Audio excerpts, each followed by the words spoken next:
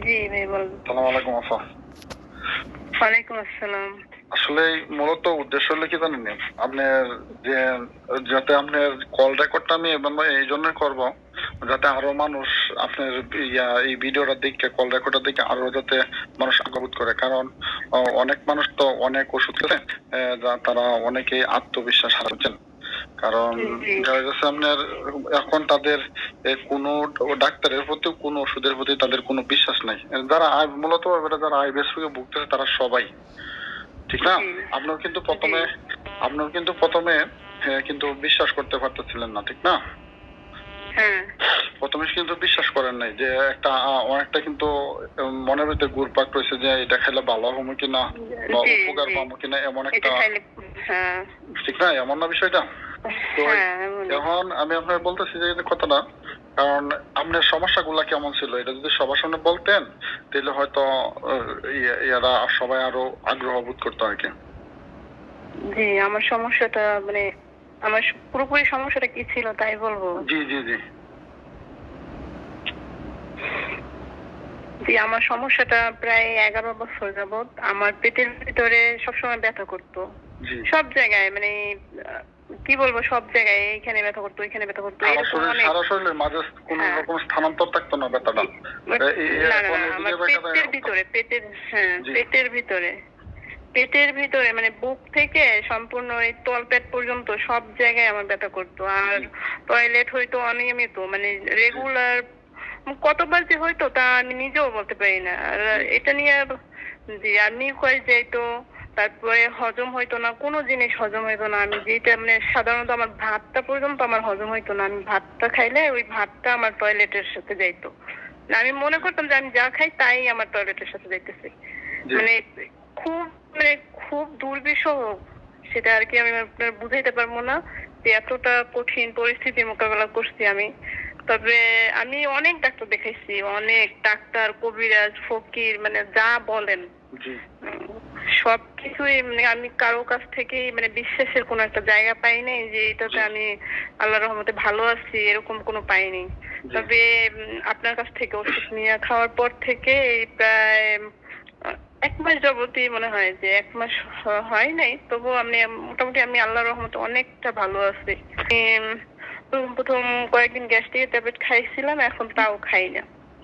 আপনার ভালো এই ওষুধ যদি আপনি সেবন করেন তাহলে আল্লাহর রহমত গ্যাস্ট্রিকের ট্যাবলেট খাইতে হবে না ইনশাআল্লাহ। জি আর আমি নিয়মিত খাইতেছি, আপনি যেভাবে এখন বলছেন সেইভাবেই খাইতেছি।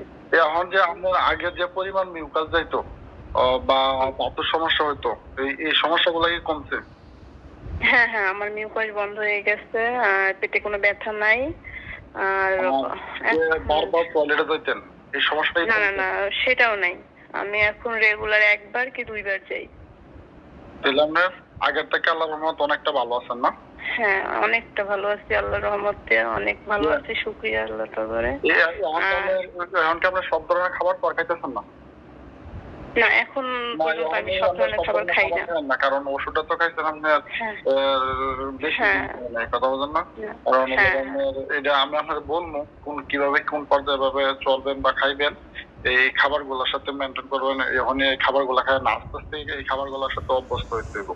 জি তবে কি আগে আমি মনে করেন আগে আমি মানে সাধারণত আমি আপনাকে বলি যে ভাত সাধারণত ভাত আমি যে কোনো তরকারি দিয়ে যদি খাইতাম সেইটাই আমার পেটে ব্যথা করতো, আমার পেটে ব্যথা করতো আর ওইটাই আমার হজম হইতো না।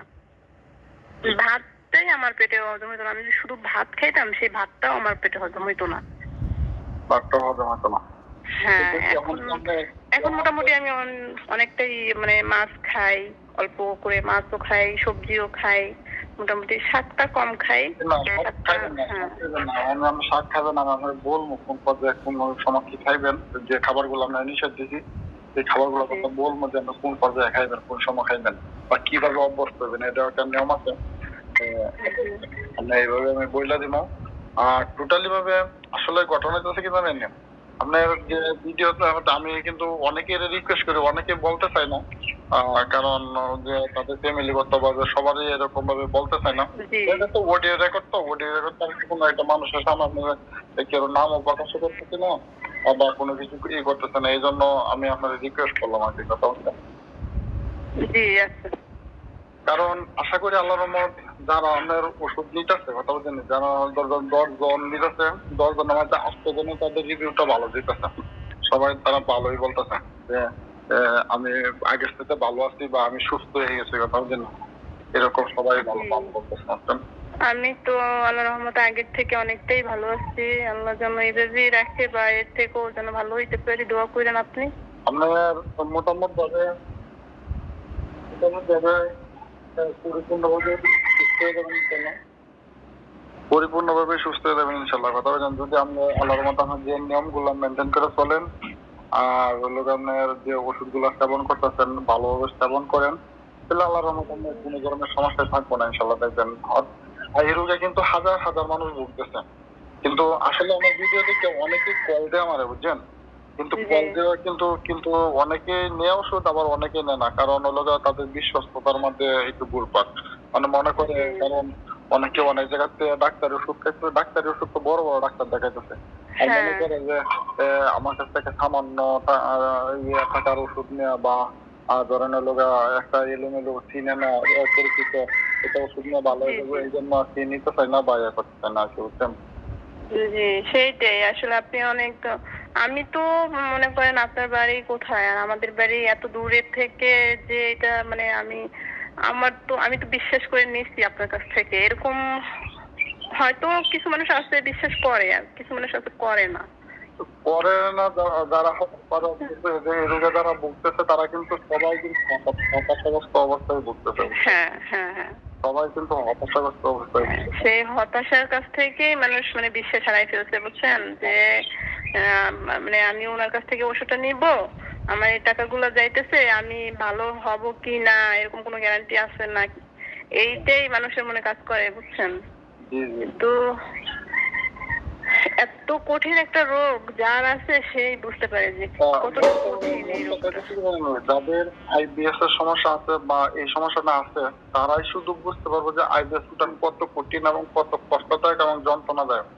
আর যাদের আইবিএস রোগ নাই, তাদের আইবিএস এর সিনড্রোম গুলো যদি একটা অন্য সাধারণ মানুষের সাথে শেয়ার করেন, তারা হয়তো হাসবে না, তাহলে পাগল বলবে।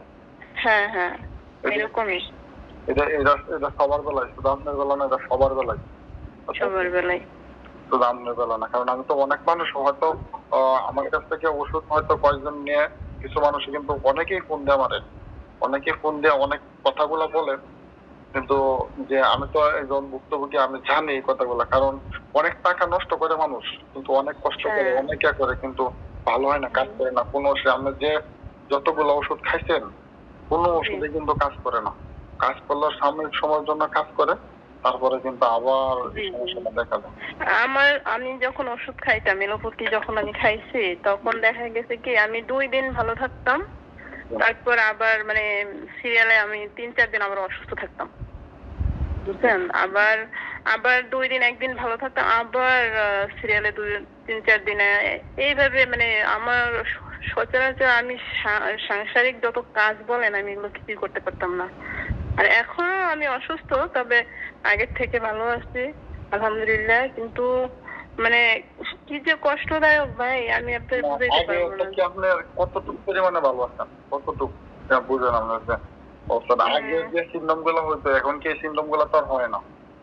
না না, আমি মনে করেন 100%-এর ভিতরে 60% 70% ভালো আছি আগের থেকে। কতদিন ওষুধ খাইছেন? 20 দিন হবে। আমি রোগটা কয় বছরের? 11 বছর যাবত। 11 বছরে যদি আপনি 70% আলহামদুলিল্লাহ ভালো হন, এটা শুক্রিয়া আদায় করতে পারবেন, কারণ এগুলো আর যে এই গাছন্ত ওষুধ গুলো আপনি কিন্তু এলোপ্যাথিকের মতো তাড়াতাড়ি কাজ করে না, বুঝলেন? ওষুধ গুলো একটু আস্তে ধীরে কাজ করে।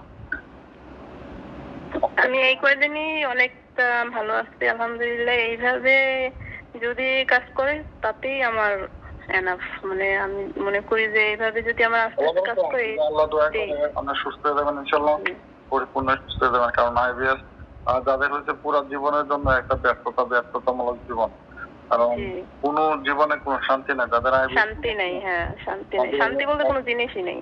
তাদের জীবনে কোনো শান্তি নেই, মানে সারা শরীর আপনার কোনো দেখবেন এই সময় আপনার শরীর ব্যথা, এই সময় দেখবেন শরীর ক্লান্ত বোধ, চোখে যাত্রা দেখে, এমন অনেক রকমের সমস্যা, মানে পুরো শরীরে এফেক্ট করে এরকম। আমি কি বলবো ভাই, আমার সমস্ত অল বডির মানে গিরায় গিরায় ব্যথা হয়ে গেছে এই নিউজ যাইতে যাইতে। জি জি। ক্যালসিয়াম বলতে জিনিসটা আমার ভিতরে নাই। আপনি এখন আমি কই, যে সময় আপনার মিউকাস যাওয়া যদি না বন্ধ হয়, একটা লোকের ওজন জীবনও, ওই যে ওজন যে কমতেছে, এই ওজন জীবনও বাড়বো না, যত হ্যাঁ। মিউকাস যাওয়া। কথা বলছেন না? হ্যাঁ হ্যাঁ। তো যদি মিউকাস আপনার যদি মিউকাস যাওয়া বন্ধ হচ্ছে না, এখন আপনার ওজন আর কমবো না, দেখবেন এখন আপনি যা খাইবেন আস্তে আস্তে ওজন বাড়বো। আমার মিউকাস যাওয়াটা বন্ধ হয়েছে, আলহামদুলিল্লাহ মিউকাস যাওয়াটা বন্ধ হয়েছে, আর পেটের ব্যথাটাও নাই। মানে অনেকটা কমছে, অনেকটা বলতে নাই এখন। অল্প অল্প হয় চিনচিন করে, কিন্তু আমার মনে হয় যে ইনশাল্লাহ আমি ভালো হয়ে যাবো যদি ওষুধগুলো আমি রেগুলার খাই। আচ্ছা ঠিক আছে, আল্লাহ ভরসা। আপনি ওষুধগুলো খাইতে থাকেন আর আল্লাহর উপর ভরসা রাখেন, আল্লাহর কাছে দোয়া করেন, আর রোগ মুক্তির মালিক আল্লাহ, আল্লাহ ভরসা। জি, দোয়া করবেন।